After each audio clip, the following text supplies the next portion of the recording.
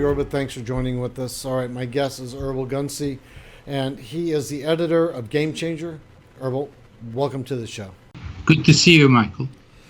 Okay, give us some background on yourself, and I want to get into your book, Game Changer, how it's relevant to American people today.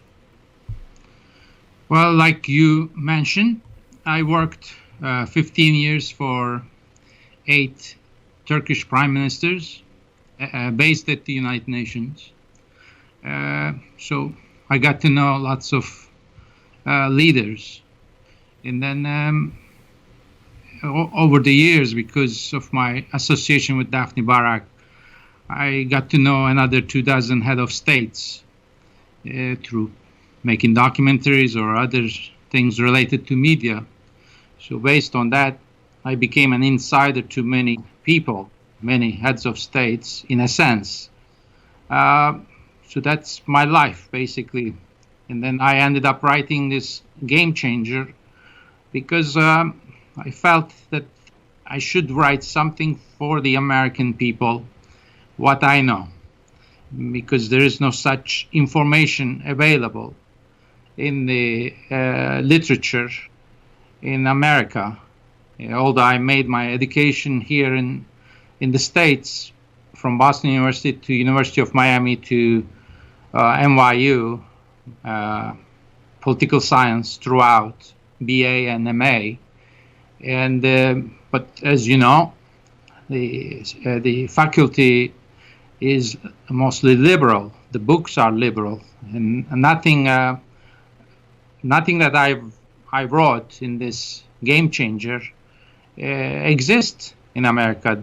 Nobody talks about these things. These are realities. Whether it is Israel we are talking about, which I'm very close to Israel than most people can claim to be, and but we have to put the realities in picture.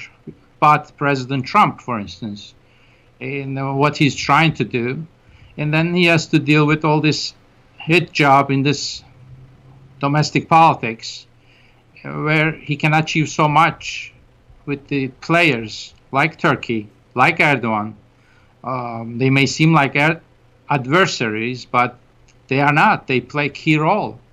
And the United States needs to deal with these countries, whether it is Russia, whether it's Turkey, as much as China, India, and to a lesser extent, European Union, or the Western Alliance partners, other ones. And they don't bring much to the table these days. So I wrote Game Changer to put it into perspective so that people can understand there are players out there that the U.S. needs to play with for the sake of the, of security and prosperity in the country, in America.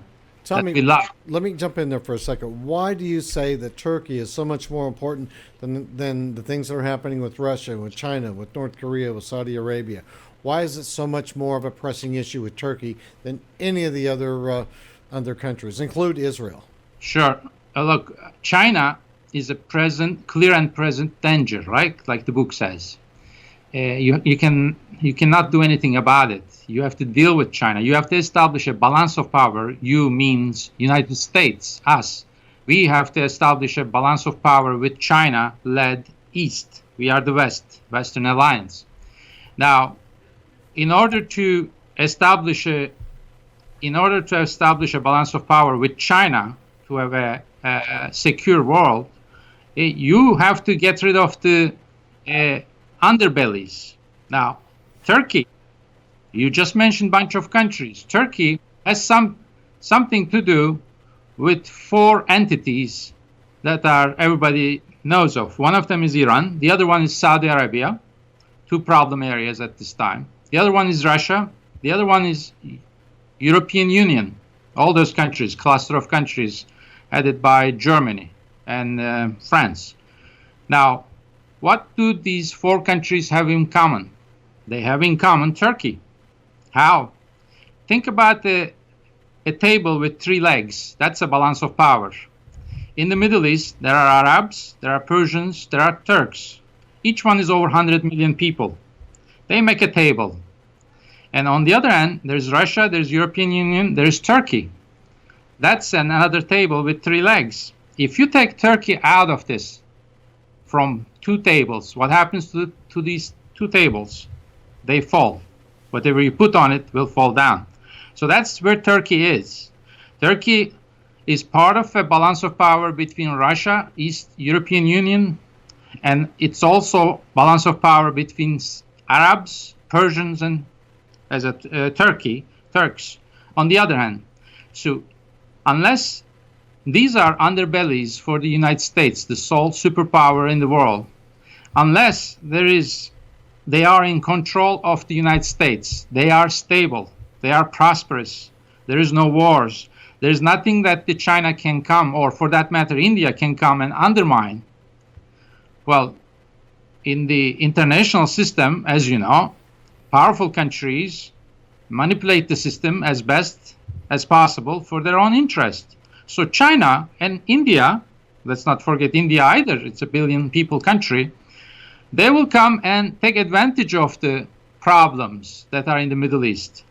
And if Turkey is not on board with the Western alliance led by the United States, what happens? Or if there's a problem in Iran, what happens? China comes in and plays. What did President Trump say when he decided to sell $100 billion armament to Saudi Arabia, of all things, when Khashoggi, brutal murder of Khashoggi took place? He said, hey, apart from everything else, I'm going to sell this $100 billion stuff. Otherwise, India or China is going to sell it. So the point is, China, India will always come and undermine these soft bellies, which is Middle East and Europe, both of them. And Turkey is the only country in a position with economic military power, as well as other elements like religious element or historical elements, is the one who can stabilize this thing for the sake of the Western alliance. And Turkey is still in the Western alliance. So that's basically the importance of Turkey, because of its geostrategic position, because of its economy. By some British elements, it's projected to become the number 5 biggest economy in the world within 10 years. On the other hand, similar for the military element. And so from all these perspectives, Turkey is very important. Turkey is also important for the security of Israel. Now we can go into that. That's another whole topic we can talk about an hour about that. But I can give you an example if you like. Okay. Give us a brief one.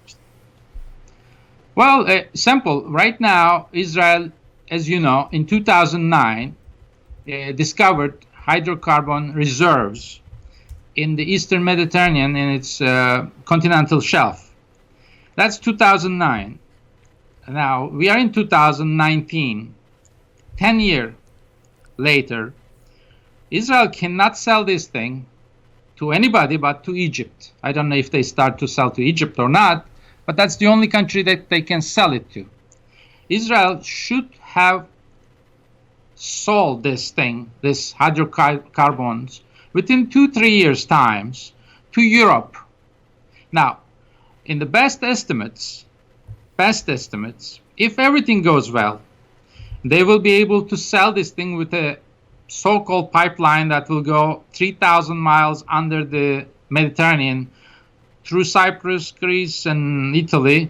I don't know the exact path, and then sell it to Europe. In 6 years, they say. But that's the best estimate that no one expects to complete it. It's a good estimate is 10 years, and it's not $7 billion. It is it will be a lot more than that. So it won't be economical. In other words, today Russia supplies 30% will be supplying through Turkish pipeline 30% of the European Union's energy needs. And Azerbaijan just completed a pipeline through Turkey going to Europe. It will supply as well. So when Iran and Iraq are not at war, they can also supply it because they have a pipeline. Why shouldn't Israel have a pipeline built within the 2 years and supply and be a competitor to Russia, to Azerbaijan, to Iran and Iraq with its hydrocarbon reserves and supply Europe at a competitive rate. The time matters. It will take 10 years for Israel to ship it through pipeline economically. That's not viable. In the meantime, Russia is ready to ship this winter, and Azerbaijan is ready to ship this winter. Forget about Iran or Iraq oil coming in. Nobody needs them at this time. With these two pipelines are there, they can charge anything they want. So 2 years for Israel to ship its hydrocarbons, and I know Israel. I know Israel very well. And we did a documentary with Shimon Peres, President Shimon Peres. We called it Citizen Shimon. It was his last interview. We filmed, Daphne and I, and we learned so much.